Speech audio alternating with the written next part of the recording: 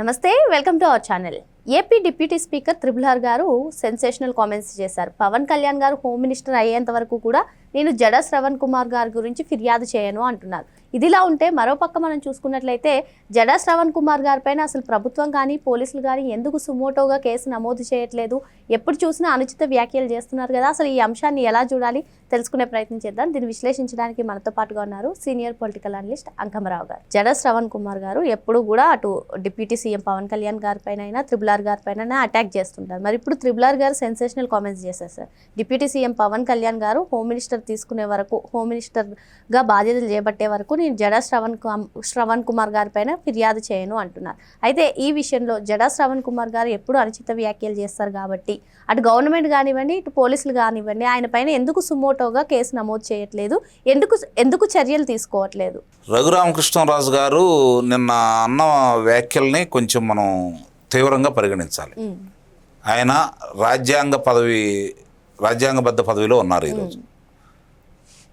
ఆయన ఉపసభాపతి, అలాగే పవన్ కళ్యాణ్ గారు ఉప ముఖ్యమంత్రి. వాళ్ళిద్దరి గురించి ఈ శ్రవణ్ కుమార్ అంటే మొట్టమొదటి నుంచి రఘురామకృష్ణరాజు గారికి ఆయనకి మాట జరుగుతూనే ఉంది.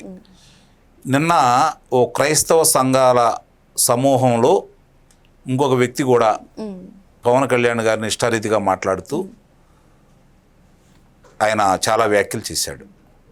అలాగే రఘురామకృష్ణరాజు గారి నాలిక కోసి, ఇంకోసారి కనుక మాట్లాడితే నాలిక కోసి పిఠాపురంలో ఉన్న పవన్ కళ్యాణ్ గారికి పంపిస్తానని చెప్పని శ్రవణ్ కుమార్ గారు కూడా మాట్లాడటం కూడా జరిగింది. ఇవి నిజంగా మామూలుగా అంతమందిలో రెచ్చగొట్టే కార్యక్రమాలు చేపట్టడం అంటే నిస్సందేహంగా దీని మీద ప్రభుత్వం తీవ్రంగా పరిగణించాలి. మరి ఎందుకు ఆ విషయంలో వీళ్ళు స్పందించట్లేదు అంటే చాలామంది చాలా రకాలుగా మాట్లాడుతూ ఉన్నారు. ముఖ్యంగా ఇక్కడ కులాలు, మతాలు, ప్రాంతాలు దాని మీద ఎక్కువగా దృష్టి పెట్టి ఫలాని వాళ్ళ మీద చర్యలు తీసుకుంటే ఫలానా వాళ్ళ ఆ కులంలోనో, ఆ ప్రాంతంలోనో, ఆ మతంలోనో వ్యతిరేకత వస్తుందేమో, వాళ్ళకు సానుభూతి వస్తుందేమో అనే అభిప్రాయంతో కూటమి ప్రభుత్వం ఉన్నమాట వాస్తవం.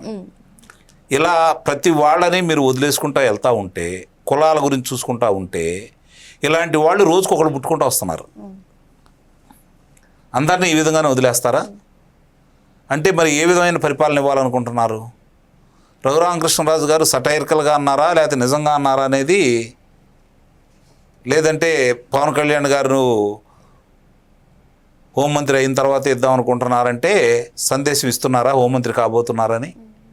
అప్పుడే దీన్ని అంటే ఆయన కావాలని కోరుకుంటున్నారా, లేకపోతే ఆయన అవ్వరు కాబట్టి నేను వాళ్ళ మీద చర్యలు తీసుకోమని మీకు ఫిర్యాదు చేయను అని చెప్పని ఆయన మాట్లాడుతున్నారా కూడా చూసుకోవాలి.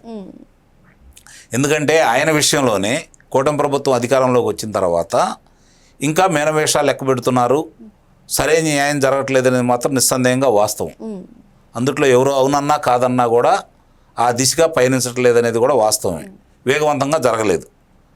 న్యాయస్థానం కూడా సునీల్ నాయక్ని సంబంధించి నువ్వు లొంగిపోతావా లేకపోతే ఏంటనేది చెప్పి కూడా అడగడం కూడా జరిగింది. ఎప్పుడు లొంగిపోతావని కూడా అడగడం కూడా జరిగింది. అంటే లోక్సభ మీద పడిన ఉగ్రవాదులు చేసిన దాడికి, రఘురామకృష్ణరాజు గారి మీద జరిగిన దాడికి పెద్ద వ్యత్యాసం లేదని కూడా తీవ్రమైన వ్యాఖ్యలు కూడా చేసింది. మరి అయినా సరే ఈ రోజు వరకు కూడా ఆయన విషయంలో ఆలస్యం జరుగుతుందనేది వాస్తవం. మరి అలాంటి వ్యక్తికే ఇలా జరిగేటప్పుడు సామాన్యుడికి ఎలా జరుగుతుంది? సామాన్యుడు ఎలా ఫిర్యాదు చేస్తాడు?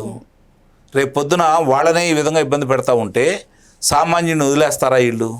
ఆ భయం సామాన్యుడి మీద ఉంటుంది కదా. సుమోటోగా దీన్ని స్వీకరించేసి న్యాయం చేయాల్సిన బాధ్యత అయితే పోలీసు వ్యవస్థ మీద ఉంది కదా.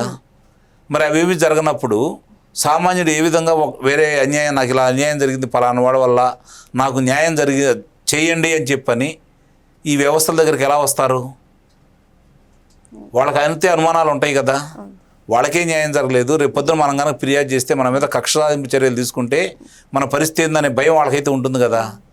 కాబట్టి ఇవన్నీ కూడా ప్రభుత్వం ఆలోచించుకోవాలి, ప్రభుత్వ పెద్దలు ఆలోచించుకోవాలి, ఈ ప్రభుత్వాన్ని నడిపేవాళ్ళు ఆలోచించుకోవాలి. ఎవరి మీద చర్యలు తీసుకోవాలి, ఎవరి వల్ల ఈ వ్యవస్థలకి ఇబ్బంది జరగబోతూ ఉంది, ఎవరి వల్ల సామాన్యుల్లో ఈ అభద్రతాభావం పెరుగుతూ ఉంది. వాళ్ళ మీద కనుక చర్యలు తీసుకోకపోతే ఇంకా ఇది విస్తృతంగా వాళ్ళు ముందుకు తీసుకెళ్ళడానికి అవకాశం ఉంటుంది. భయం లేకుండా పోతుంది. వ్యవస్థలకు కూడా, వ్యవస్థలు ఎవరైతే నడుపుతున్నారో వాళ్ళు కూడా విచ్చలవిడిగా వాళ్ళ అధికారాన్ని దుర్వినియోగం చేసే అవకాశం ఉంటుంది.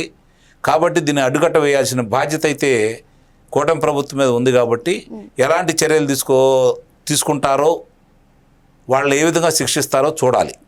ప్రస్తుతానికైతే రఘురామకృష్ణరాజు గారిది కావచ్చు, లేదంటే పవన్ కళ్యాణ్ గారి మీద కావచ్చు, వాళ్ళు మాట్లాడిన వ్యాఖ్యలను మాత్రం చాలా తీవ్రంగా పరిగణించాలి. ఇది కులాలకో మతాలకో అంటగట్టడం న్యాయం కాదు. అమాయకులను రెచ్చగొట్టవద్దు. రాష్ట్రంలో ప్రశాంత వాతావరణాన్ని, అభివృద్ధి జరుగుతూ ఉంది. ఏదన్నా పొరపాటు జరుగుతూ ఉంటే మీరు ప్రశ్నించండి.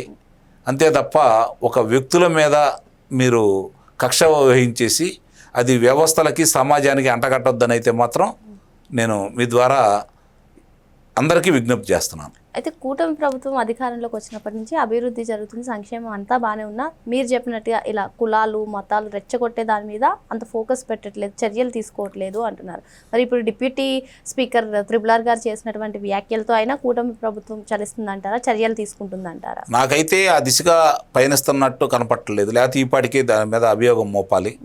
అంబటి రాంబాబు విషయంలో కావచ్చు, లేకపోతే వేరే వాళ్ళ విషయంలో కావచ్చు, రెచ్చగొట్టే వాళ్ళ మీద ఎలాంటి చర్యలు అయితే తీసుకోవట్లేదు. కాబట్టి ఎందుకు మేనమేషాలు లెక్క పెడుతుంది, లేకపోతే ఈ కూటమి ప్రభుత్వం భయపడుతుంది అనేది నాకైతే అర్థం కావట్లేదు. ఎందుకంటే 164 స్థానాలు వచ్చిన తర్వాత కూడా ఈ కూటమి ప్రభుత్వం వాళ్ళ మీద చర్యలు తీసుకోవడానికి వెనకంజ వేస్తుంది అంటే 175 స్థానాలు ఇచ్చినా కూడా మళ్ళీ భయపడతారేమో నాకైతే అనిపిస్తూ ఉంది. ఇప్పుడున్న పరిస్థితుల్లో వైఎస్ఆర్సీపీ పార్టీకి ఒక్క స్థానం కూడా వచ్చే అవకాశం లేదు. అయినా సరే కూటమి ప్రభుత్వం భయపడుతుందంటే మరి వాళ్ళకున్న ఏజెండాలు ప్రత్యేకమైనవా, లేకపోతే కొంతమంది మీద స్ట్రాటజీ అనుకోవచ్చు సార్. ఏది కూటమి ప్రభుత్వం తీసుకున్నది ఇది ఒక స్ట్రాటజీ, అసమర్థత అంటారు, స్ట్రాటజీ అంటారు. స్ట్రాటజీ ఇట్లా ఉండదు, ఇంతమంది బజారుకు రారు. కాబట్టి ఇది కూటమి ప్రభుత్వం సరైన విధంగా స్పందించట్లేదనేది మాత్రం వాస్తవం. ఇది చెడు సంకేతాలకు దారితీస్తుంది అనేది కూడా వాస్తవం. ఎందుకంటే ఒకళ్ళు కాదు, ఇద్దరు కాదు, రకరకాలుగా వచ్చి వాళ్ళు ఇష్టారీతిగా మాట్లాడి నాలుగు కోస్తాము, వాళ్ళు అది చేస్తాము, ఇది చేస్తాము, రేపు అధికారంలోకి వచ్చిన తర్వాత మేము అది చేయించబోతున్నాం, వాళ్ళు అధికారంలోకి వస్తే వీళ్ళు ఎలా చేస్తారు, కోస్తారు, నరుకుతారు, చంపుతారు అని చెప్పని రకరకాలుగా బెదిరిస్తూ ఉంటే ఆ బెదిరింపులు చూసి భయపడుతున్నారని ప్రజలు భావిస్తున్నారే తప్ప వాళ్ళ మీద చర్యలు ఉన్నప్పుడే ప్రజలకు ఒక నమ్మకం ఏర్పడుతుంది. ఆ చర్యలు తీసుకునే విషయంలో కూటమి ప్రభుత్వం అలసత్వం వహిస్తుంది, అలాగే ఆలస్యం కూడా చేస్తుంది అనేది మాత్రం నిస్సందేహంగా మనం చెప్పొచ్చు. ఓకే సార్, మరో అంశంతో మళ్ళీ కలుద్దాం. Thank you sir.